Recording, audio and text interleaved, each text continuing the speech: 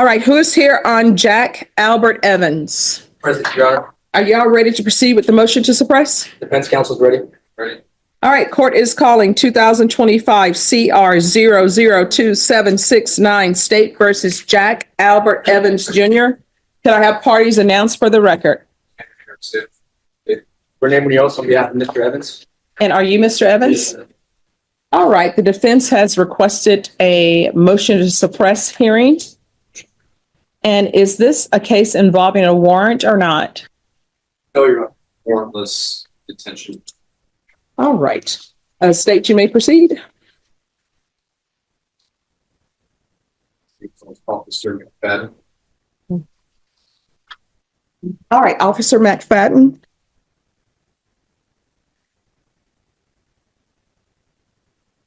Your Honor, may I attend to the court case law, which I attended to the state as well, regarding the law surrounding some of these issues? Of course. Thank you. Oh, is this going to be long? Hearing? The one witness, correct? Oh, so he can either sit there or he can stand here, and I'll need you to move over there, sir. Hello. Hi, all right. If you can raise your right hand for me, please. Do you solemnly swear or affirm the testimony you give will be the truth and nothing but the truth, so help you God? All right, you can lower your hand, state your name for the record. Officer Zachary McFadden, badge number 1507. All right, in just one moment.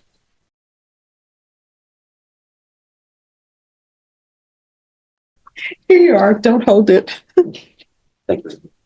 Bad habit. No problem. And, as children, my grandmother would always say, don't swallow it. It's going to ruin your intestines. Don't know if that's true or not, but we don't. Probably.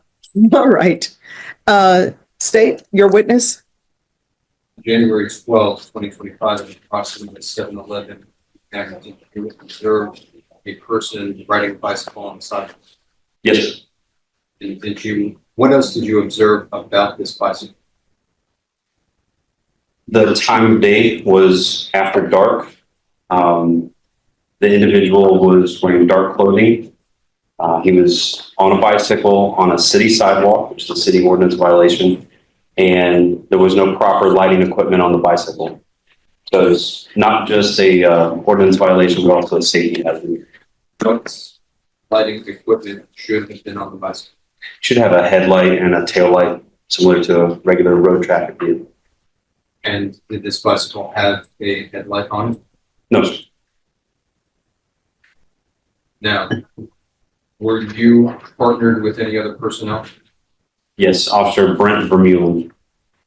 And what did you and Vermeulen do in response to what you observed? After we observed the ordinance violation in the specific area, the individual was coming from a known drug pickup spot, a gas station. We initiated our emergency lights, initiated a traffic stop with Officer Vermeulen in the lead. I was in the rear. The individual did not come to a stop immediately. There's approximately one city block. During that time, based off of our experience, I maneuvered to be in front of the individual, anticipating that he was probably going to run based off of the time of day, our experience, and his immediate behavior when the lights came on. What is Mark State's incident? Do you recognize that? Yes. What is it?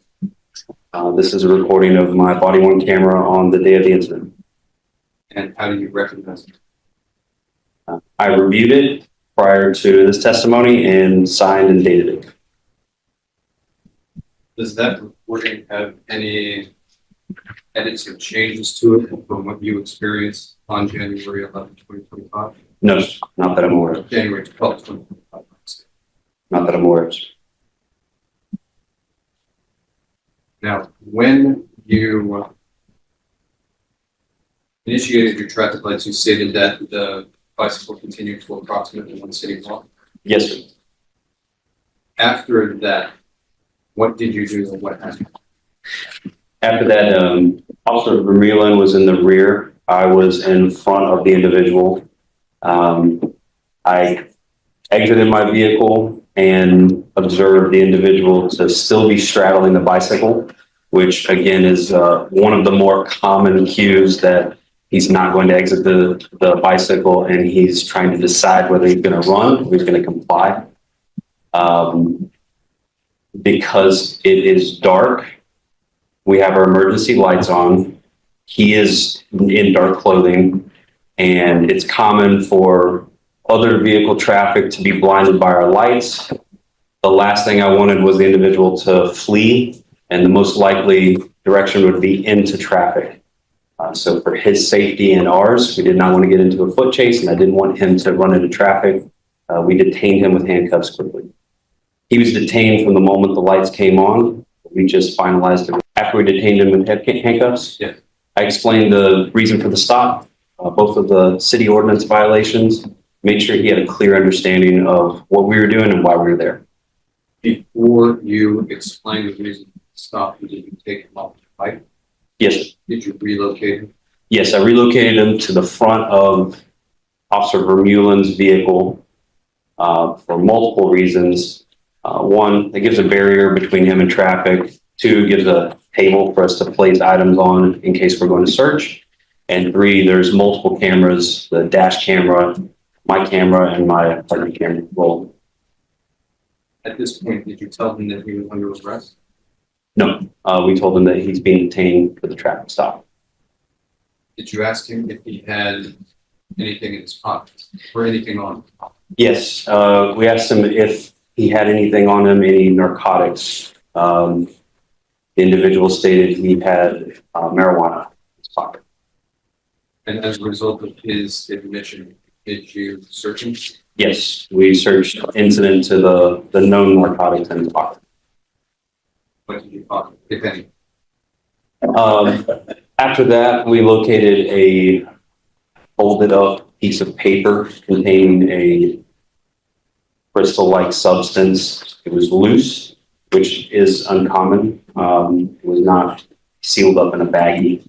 And prior to addressing the crystal-like substance, the individual stated multiple times that he was near a car wash and picked up the paper. After we stated that it looked like crystal meth, the individual stated it wasn't his and he didn't know what was inside of the paper. I understand. I have a few more questions. The area in which you detain this person, can you give a general description of it? Is it a residential area, commercial, industrial? Mostly a residential area. Houses, apartments? Yes, sir. There's, if I remember correctly, the sidewalk which he was on, he was opposing traffic, and there was a bike lane available. To our left was a residential area. How would you describe the life in that area? Not good. There's not adequate street lights. If we didn't have our emergency lights going and our headlights and any lights we had on our body, the individual would have been in relative darkness, especially to the untrained eye, the normal person in public, probably would have overlooked him, especially if he was in the roadway. And how did you identify this person? Did they present an ID? Did they identify themselves verbally? He identified himself verbally, giving his name and date of birth. And to the best of your recollection, what was that name?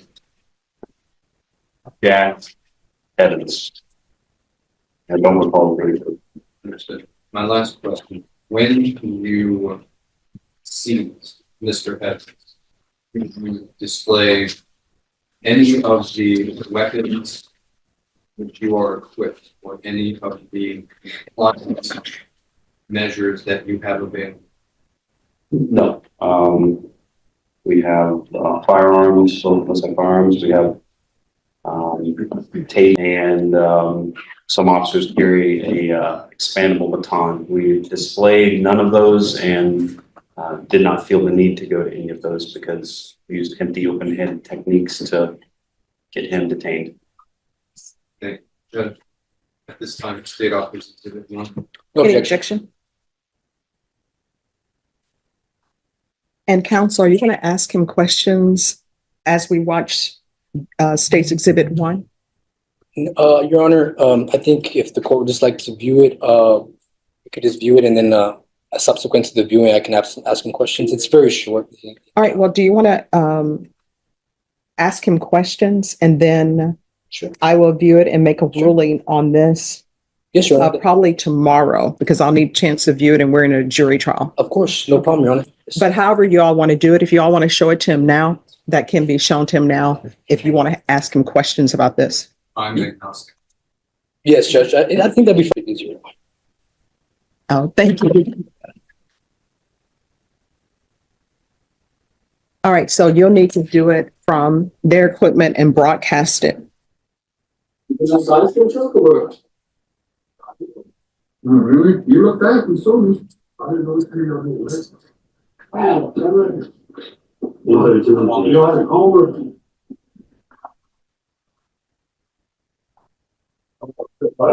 Hey, look, there's something. So, officer, do you recall this video that was from your body worn camera? Yes. Okay. Let me ask you some questions, sir. Is riding a bicycle on the sidewalk a crime that is commonly associated with violence? No, sir. Okay. What about failing to have a light? If you want to play. What about failing to have a light on the front and rear of the bicycle? Is that commonly associated with violence? Not in my experience. Okay. Let me caveat that. No, that is not commonly associated with violence. However, Thank you. it is commonly associated with people who would flee from a traffic stop when they're pulled over. Thank you for that response. Now you say that he failed to stop when you guys had initiated the lights first and foremost. Is that correct? Yes. Okay. Where is that listed in your report? Can I have that report for you if you want to furnish recall your memory? Yeah. Would you like take to a look at this? Yeah, yeah. If you So could this just please. is not my report. Okay. The handling officer is Officer Brent Vermeulen. Okay. So I'm covering this. Okay, you did not do a report with regard to this. Okay. So information on here, if you didn't have where he had taken off or had to try to evade, that just didn't make it to the report. Is that what you're saying? I didn't write this report. Okay. When you approach and get out of the vehicle, is my client trying to evade or trying to get away from y'all in any way, shape, or form? No, sir. Okay. And you said you had additional officers with you, correct? Yes, there's two of us there. And to the best of your recollection, my client was alone, was he not? Yes, sir. Now, the way that you went about arresting him was quite quick, wouldn't you say? Objection to the defense's characterization of this is an arrest. All right, that'll be overruled. You can ask your question. Placed in handcuffs. I'm sorry, you're asking if it was quick? Yes. Did you feel like a lot of time had elapsed between you getting out of the car and you handcuffing my client? I feel like an individual is detained in a reasonable amount of time that was safe for both ends. Did you feel that the amount of force was necessary? Yes, And why did you feel that amount of force was necessary? the amount of force. The individual was removed from the bicycle. To the best of my belief, knowledge, he didn't incur any injuries. And he was placed in handcuffs. Is that the way you go about doing investigative detention upon stopping people in the streets, is accosting and handcuffing them? No, the individual accosted and handcuffs there. No, he was being stopped for a city ordinance violation, and based off of my experience, when they don't immediately exit the bicycle or come to a complete stop, oftentimes they're fleeing or they're considering fleeing. And it's a safety hazard for both us and them. So going back to the city ordinance issue, when you see someone violating a city ordinance issue, say, for instance, jaywalking or maybe riding a bicycle on the sidewalk, you cuff him and place him in custody and question them like that? Objection relevant. Overruled. For example, let me simplify it for you a little bit. If I was walking across the street and I jaywalk, say I don't wait for the crosswalk to happen. I mean, it occurs all the time right here on this four-way stop over here in front of the courthouse. If I go ahead and do that, are you going to come up with me and you're going to handcuff me and then go and ask me questions at that point and I'm already handcuffed? Or are you going to talk to me real, like as an actual person and try to delve and see what's going on?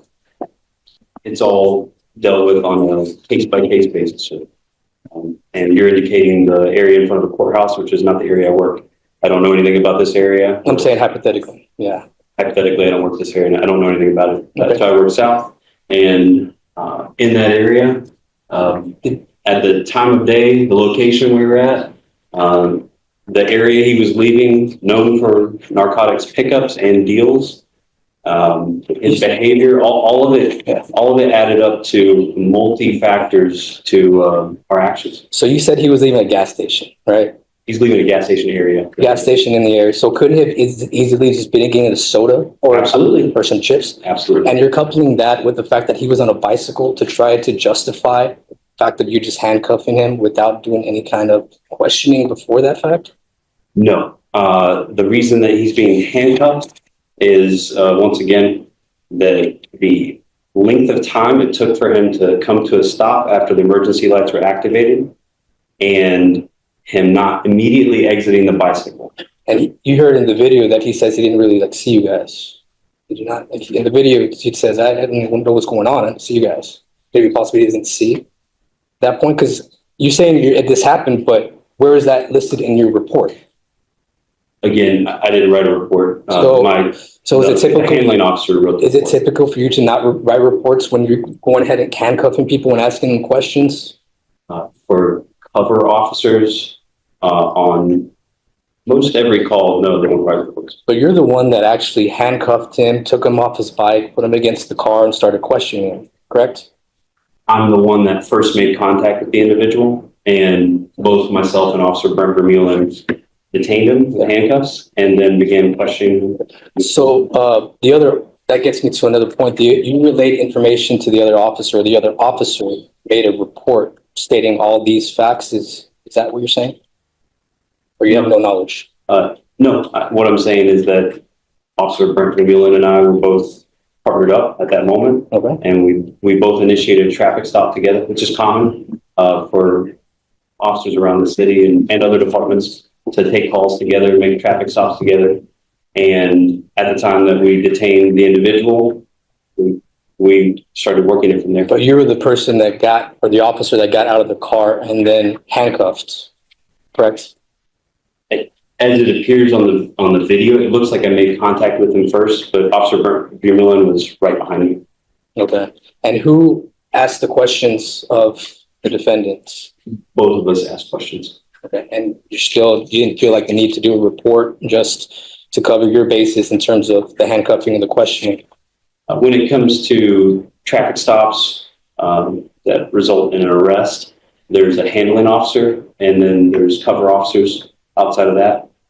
There's some cases in the department where a supplement report is required, and that's usually dictated by a supervisor.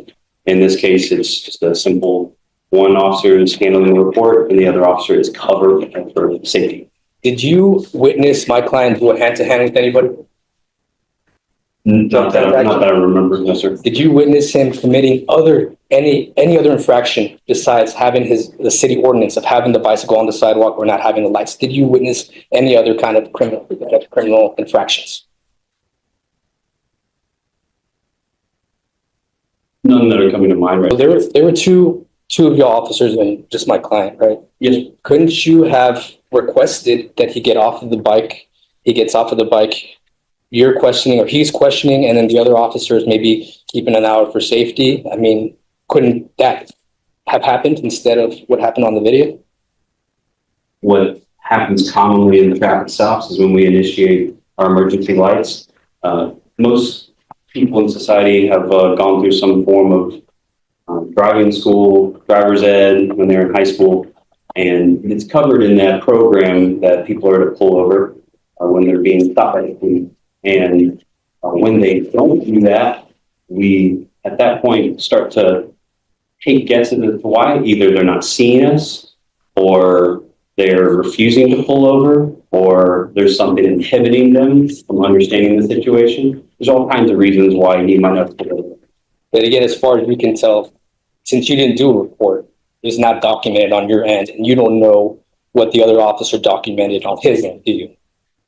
The documentation on my end is on a video in front of us, both my body worn camera and then the video attached to my vehicle, and then the handling officer wrote a report. Documentation usually refers to written correspondence rather than video, does it not? There is video documentation and there is written documentation. In this instance, there was no written documentation as to a report, correct? No, there's written documentation. It appears like it's right here. That you wrote though. No, sir. And you're maintaining that that type of force that you used was reasonably necessary to effectuate the goal of seeing why he was riding on the bike on the sidewalk, or that reason why he didn't have the lights on. Because did you charge him with evading on foot or evading on a bicycle? I'm just curious. I'll go to your first question. Do I think the force was necessary to affect him being detained? Yes. And he was detained at the moment that the emergency lights came on, and we completed him being detained at the moment the handcuffs were put on this person. Would you agree that if a person is cuffed, and the situation went how it went by, where that everything happens really fast, that objectively speaking, he may not have had the whereabouts of whether he could leave or not, or the know-withal that he could leave, or the freedom to leave? Did you feel like you restricted his freedom? I'm not understanding you. The way that the video is portrayed, where it just gets out, really no verbal dialogue, it's just taking and restraining the person. Could it be seen objectively that he didn't believe that he could leave at that point in time? Could he just walked away at that point in time after you cuffed him? At the moment that the traffic stop was initiated, he was not free to leave. And most people, again, who have gone through some form of driver's ed understand that they're being detained at that point. But I was asking about the moment when he was handcuffed. The moment that he was handcuffed, yes. Do you believe like he could A reasonable person would believe that he was not free to leave at that point. So he could have just taken off down the street, handcuffed and all?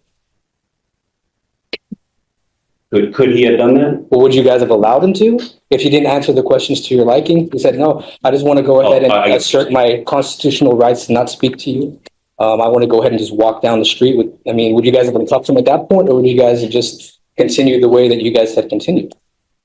At the moment that the traffic stop was initiated, he was detained, and at that point he was not free. At any point during the stop he had left, he would have been free. Yeah, so he probably couldn't have gone at that point. Did Mr. Evans, was he cooperative with you guys? Like when you guys were talking with him? After we made physical contact with Mr. Evans, he was very cooperative. Did he submit to your show of authority? I'm not understanding. Did he submit to your show of authority, like you as the officers? Can you define the show of authority? You as the officers handcuffing him, placing him in custody. He didn't resist or anything like that, did he? Did the individual resist after he was placed into cuffs? No, I don't remember him resisting after he was placed in cuffs. And then the show of authority is more like he was following your y'all's request, and he was cuffed, and he didn't really feel like he was free to leave at that point because you guys had him cuffed. Based off of your description of a show of authority, and correct me if I'm misunderstanding, the show began at the moment that marked patrol vehicles with light bars affixed to the top of them, rolled up on them, and emergency lights were activated. And at that point, I wouldn't say he submitted to that show of authority, as I guess as you're defining it. But in the video, you see you guys roll up, and he doesn't try to take off on the bike, or he doesn't throw the bike down and run, does he? No, thank goodness. No, for his safety and our thing. He was going quite slowly, almost to a stop. Would you not agree? After I got in front of him, again, I'm using approximation to approximately one city block, that he was being lit up, and I had to get in front of him for him to come to a complete stop at that point. or I had to get ahead of him, I'm sorry, ahead of him on the roadway for him to go to the stop. Yeah, but when you did stop the vehicle and then see him and he's on his bike, pretty much stopped there, you all don't ask him any questions or anything, right? At that point, before handcuffing him. Again, I gave a statement earlier. In my experience, when individuals in the setting that we're talking about, operating a bicycle, as we're describing, when they don't exit the bike immediately, oftentimes we have a situation that can become very unsafe for both the individual and for officers. And to mitigate that safety concern for him, for us, and also for anyone using the roadway, yes, he was placed in cuffs. You say that oftentimes, but wouldn't you agree that every encounter is on a case-by-case basis? Absolutely, but we also have to use our good judgment as officers to learn from prior history and to make good decisions for what we can do in the future based off of our own experience, which is why that comes. And in this situation, did you see him doing anything threatening? No. Okay. Other than, like I said before, he wasn't exiting the bicycle immediately, but the threatening, no. But you can't see from your vehicle or the Viz video, you know, when he was kind of stopping or when you're saying that he pulled up on him and he was kind of already on the bike, not able to make really an aggressive stance or aggressive movement towards y'all. Would that be fair to say? He was being compliant at that point. So, If he was able to make an aggressive movement towards us, yeah, he wasn't, right? I would disagree. Many people and a lot of aspects of my job are able to make quite aggressive and violent movements from seated positions, from lying positions, from standing positions, and from being straddled on a bicycle. But in this situation, I mean, he didn't have a weapon. You didn't see him do any kind of illegal activity other than I'm not going to get into a situation where I try to make judgment calls based off of split-second observations. I'm going to try to make things as safe as possible for all people I encounter. With also maintaining that they have rights that need to be protected as well. You forgot that part, or you were going to add that? His rights. I was just checking. Because you had another officer with you, and my client was by himself on a bicycle.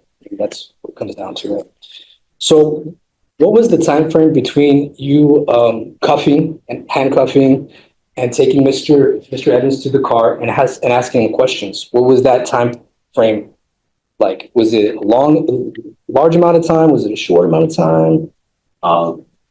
As viewed on the video, I would just describe it as a reasonable amount of time. To me, in my experience, this is, y'all use the word quick. I don't see this as quick.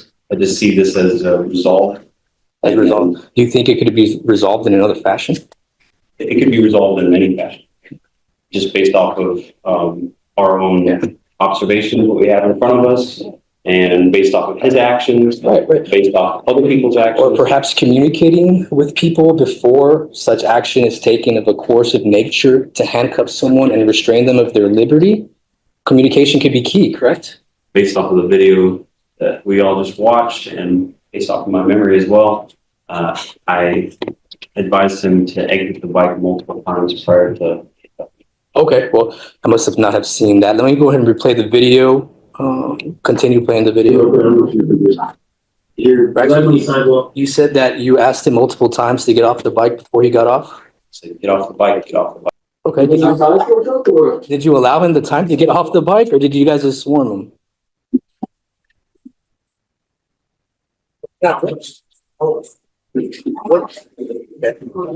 Okay, where did you allow him time to get off the bike? Is my question to you.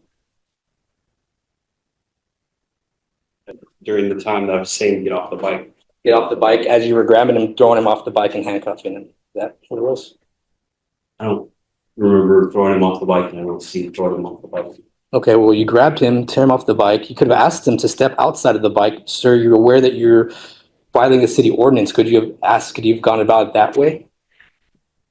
There's many options on how we can detain somebody. Again, with what I had in front of me, based off of my experience, the last thing I want is for any person to flee from us, be still on a bicycle, and that can travel faster than foot speed for both me and my partner.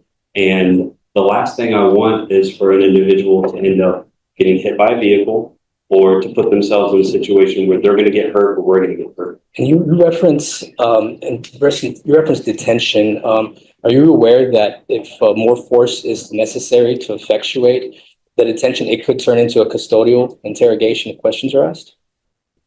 If more If more force is necessary to maintain the status quo or to effectuate the reason for the stop, if more force is used more than that, then it could, you taking someone in custody or handcuffing someone could be viewed as an objective standard as taking someone into custody. Are you aware of that provision of the law?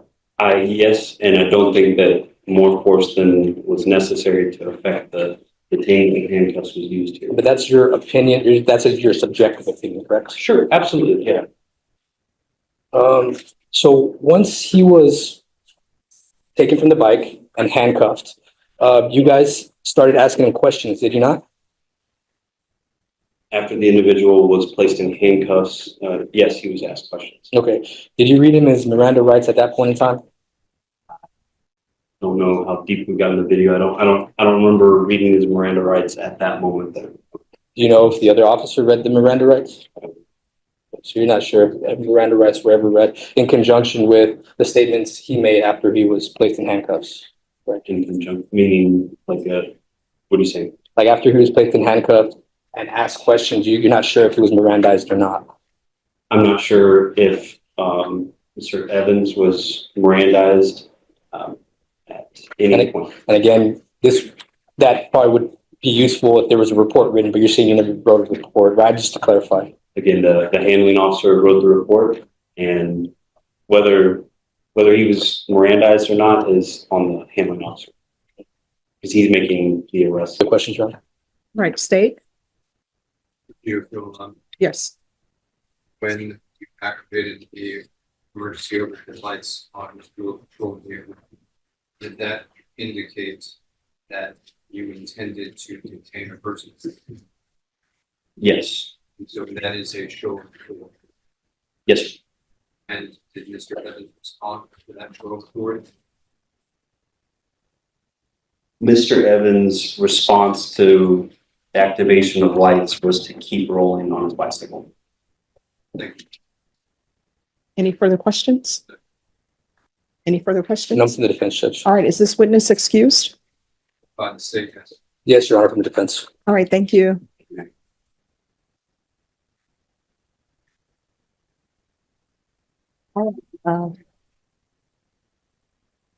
State, any further witnesses? Judge. Defense, any witnesses? No witnesses, Judge, just justification. All right, the court will hear a brief argument. State? I know it's defense's motion, but I'll have you proceed first. The only comments that I really need to make are contained in Rose to the state, which is a decision by the Court of Criminal Appeals from 1997, which I can provide copies to the Court of Defense. Okay. But essentially, the Court of Criminal Appeals ruled that reasonableness under the Fourth Amendment, while not capable of precise definition, must be judged from the perspective of a reasonable officer at the scene rather than manage a bicycle. And furthermore, allowances must be made for the fact that officers must often have circumstances. Now, defense counsel asked quite a few questions about hypothetical situations in which Officer McFadden may find himself in other environments, but we're not talking about hypothetical situations in which he may find himself. We're talking about the actual situation in which he did find himself, the actual circumstances, the actual environment, the actual conduct of the defendant, none of which was rebutted by defense counsel.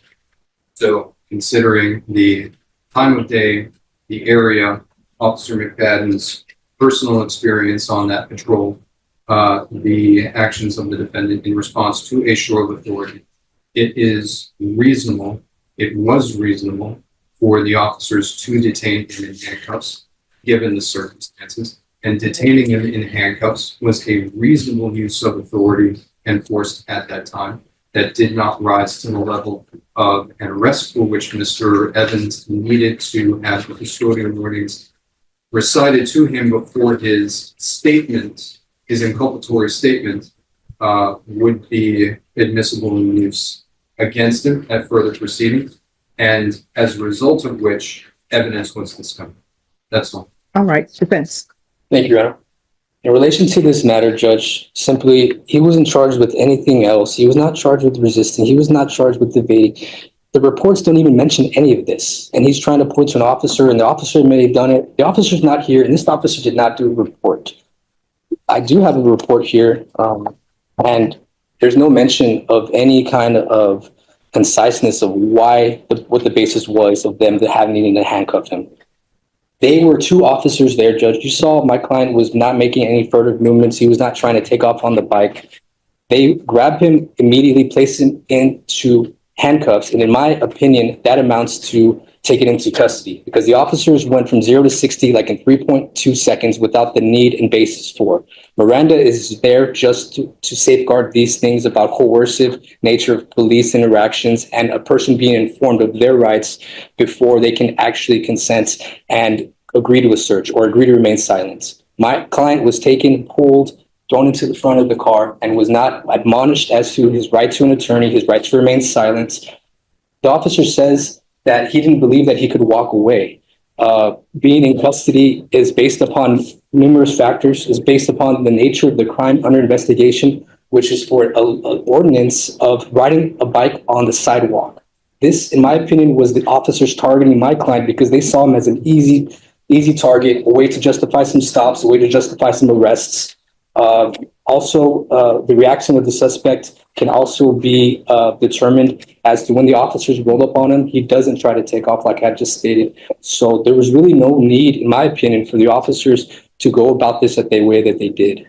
They could have asked him, sir, please get off the bike. Do you know what I'm stopping you for? You're in violation of this ordinance. And then they could have gone about investigating if they believed that there was other drugs or if other things going on. So your argument is you're not arguing about the stop.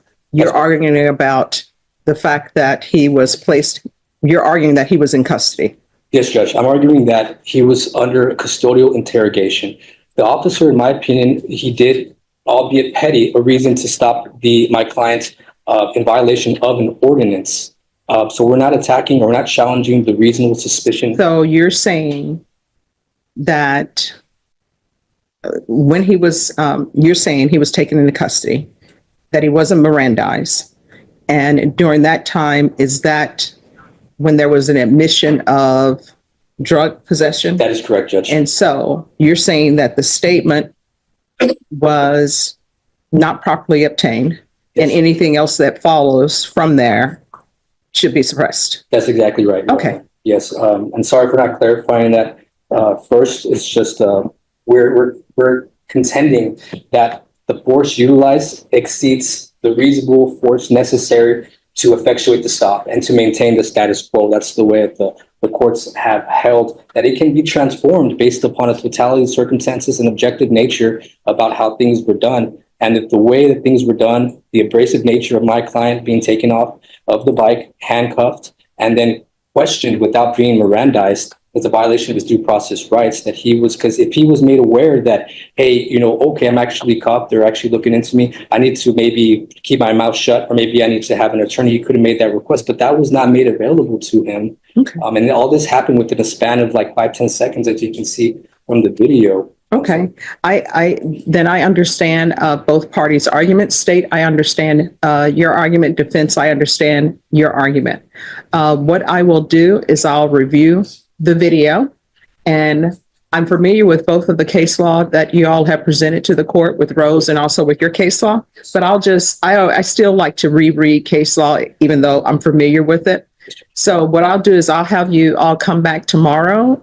Judge, I'm going to be out on leave tomorrow. All right. So when will you be back? The 19th and after.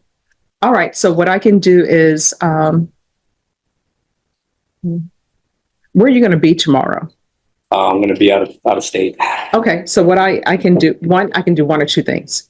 One, I can send you all an email with what my proposed ruling will be. Okay. That way both parties will know. Yes, Judge. And that way, if I were to rule in the defense's favor, which I'm not saying I will or I won't, then your client won't be held over if I were to rule in your Oh, favor. great. Yes, I'd be amenable to that email correspondence.